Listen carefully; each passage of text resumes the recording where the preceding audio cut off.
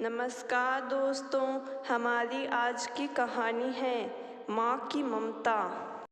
एक छोटे से कस्बे में समीर नाम का एक लड़का रहता था। बचपन में ही पिता की मृत्यु हो जाने के कारण परिवार की आर्थिक स्थिति बड़ी दयनीय थी। समीर की माँ कुछ पढ़ी लिखी जरूर थी, लेकिन उतनी पढ़ाई से नौकरी कहाँ मिलने वाली थी। सो घर घर बर्तन मांज कर और सिलाई बुनाई का काम करके किसी तरह अपने बच्चे को पढ़ा लिखा रही थी। समीर स्वभाव से थोड़ा शर्मीला था और अक्सर चुपचाप बैठा रहता था। एक दिन जब वो स्कूल से लौटा तो उसके हाथ में एक लिफाफा था। उसने माँ को लिफाफा पकड़ाते हुए कहा, माँ, मास्टर साहब ने तुम्हारे लिए ये चिट्ठी भेजी है, जरा देखो तो इसमें क्या लिखा है। माँ ने मन ही मन चिट्ठी पढ़ी और मुस्कुराकर बोली, बेटा, इसमें लिखा है कि आपका बेटा काफ़ी होशियार है। इस स्कूल के बाकी बच्चों की तुलना में इसका दिमाग बहुत तेज है और हमारे पास इसे पढ़ाने लायक शिक्षक नहीं है, इसलिए कल से आप इसे किसी और स्कूल में भेजें। यह बात सुनकर समीर को स्कूल न जा सकने का दुख तो हुआ, पर साथ ही उसका मन आत्मविश्वास से भर गया कि वो कुछ खास है और उसकी बुद्धि तीव्र है। माँ ने उसका दाखिला एक अन्य स्कूल में करा दिया।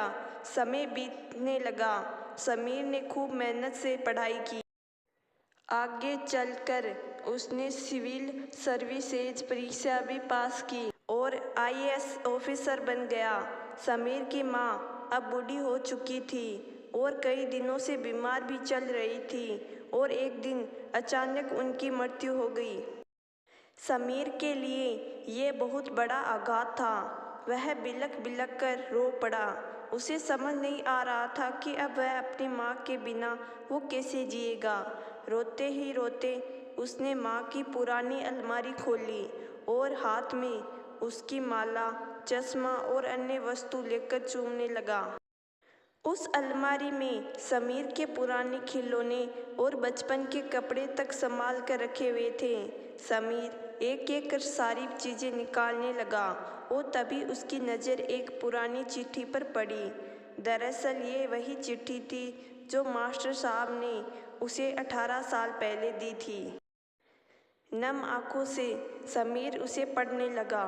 आदरणीय अभिभावक, आपको बताते हुए हमें अफसोस हो रहा है कि आपका बेटा समीर पढ़ाई में बेहद कमज़ोर है और खेल कूद में भी भाग नहीं लेता है। जान पड़ता है कि उम्र के हिसाब से समीर की बुद्धि विकसित नहीं हो पाई है, अतः हमें इसे अपने विद्यालय में पढ़ाने में असमर्थ हैं। आपसे निवेदन है कि समीर का दाखिला किसी मंदबुद्धि विद्यालय में कराएं अथवा खुद घर पर रखकर इसे पढ़ाएं। सादर प्रिंसिपल। समीर जानता था कि भले अब उसकी माँ इस दुनिया में नहीं रही, पर वो जहाँ भी रहे उसकी ममता, उनका आशीर्वाद सदा उस पर बना रहेगा। भगवान सभी जगह नहीं हो सकते, इसलिए उसने माएँ बनाई है। माँ से बढ़कर त्याग और तपस्या की मूर्त भला और कौन हो सकता है। हम पढ़ लिख ले, बड़े होकर कुछ बन जाएं, इसके लिए वो चुपचाप न जाने कितनी कुर्बानियाँ देती है। अपनी ज़रूरतें मार कर हमारे शौक़ पूरा करती है। जहाँ तक कि संतान बुरा व्यवहार करे तो भी माँ उसका भला ही सोचती है। सचमुच माँ जैसा कोई नहीं हो सकता। तो दोस्तों, मैं आशा करती हूँ कि आज की कहानी आपको ज़रूर पसंद आई होगी। धन्यवाद।